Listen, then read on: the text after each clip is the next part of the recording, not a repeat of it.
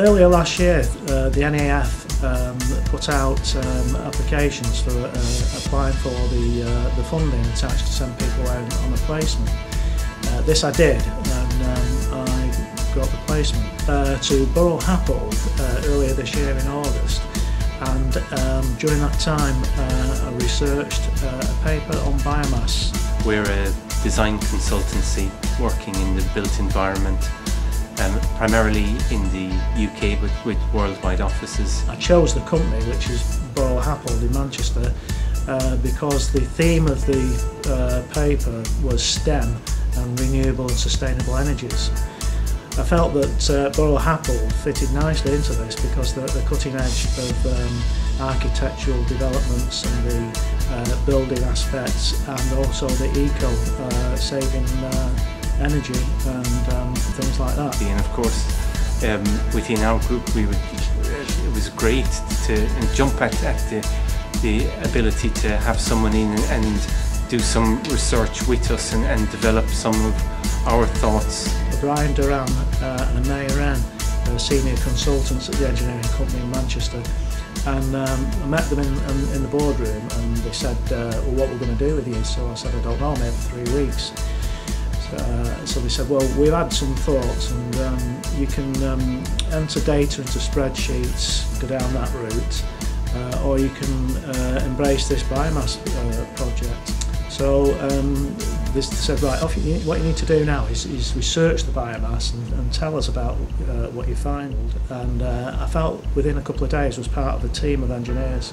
David came and initially we considered it as quite an academic exercise to research some ideas. Phase one was to tell them what I'd found about the biomass, which is extremely interesting, lowering carbon emissions.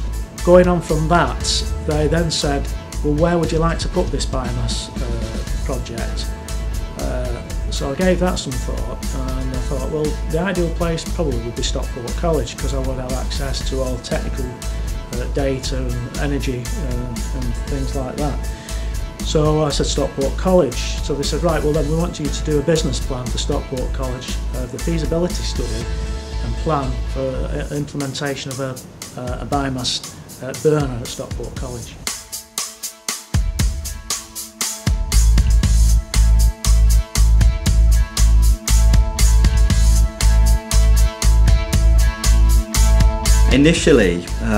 Initially for our phase one scheme, the initial study we did looked at the Town Hall complex, Mottram Street Flats and the Grand Central redevelopment.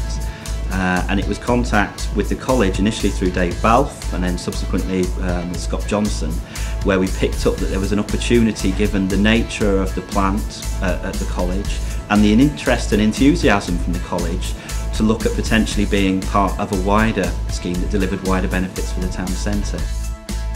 The heat network project that we're investigating is a bit of a godsend, given that capital investment from the college is minimal, but in terms of sustainable achievements and cost savings, it ticks all the right boxes. So, like I say, it's a dream scenario for an FE college at the moment, given the lack of investment. It's a real opportunity.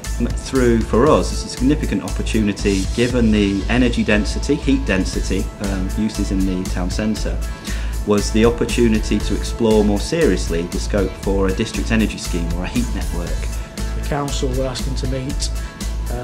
They wanted to look at hosting the Stockport College hosting the biomass burner, because they hadn't really anywhere to put it, restricted. And it's gone on from there really. It's gone from strength to strength. It's a dream come true really. Not only is Stockport an outstanding provider of education and training, we're also an employer.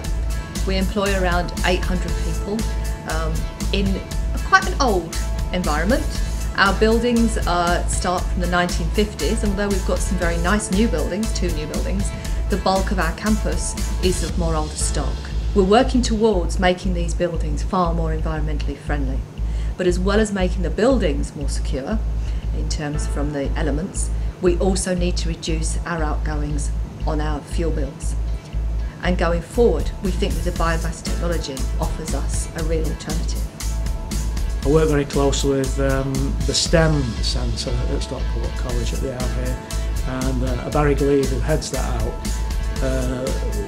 decided that the biomass would be an interesting thing to also get involved with, because he's embarking on a project where he would be growing strawberries under LED light. The partnership that we've formed with the college, bringing the company here, we're a research and development company.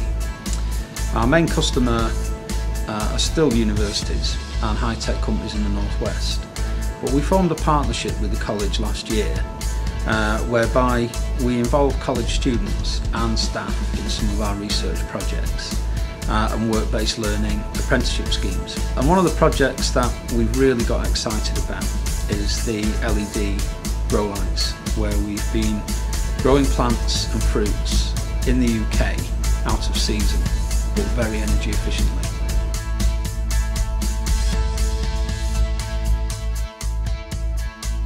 If you're training, teaching students, young people around this very much growing, fast-growing agenda around new energies, sustainable energy technology, then there's a fantastic learning resource, I think, and a teaching resource for the college. Looking back on the project, it's been challenging, it's been exciting.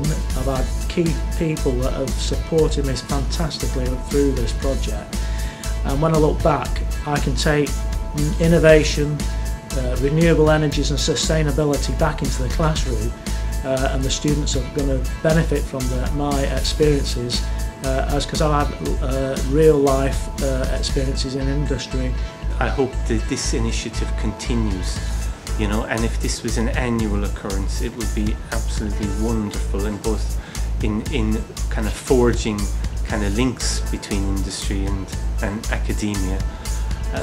But also it's of course the fact of being able to take time to do some research in industry, and slightly take the focus away from kind of core project or commercial aspects. It's a great benefit, I think, on both sides, really. So the project enables us as a college to move again into a new area of research and development, something that we've been doing now for over 120 years, and to take forward some of the broader issues around green technology that will benefit not only Stockport but the whole of our country. Getting something, it isn't just academia that gets a benefit from industry, it does work the other way as well.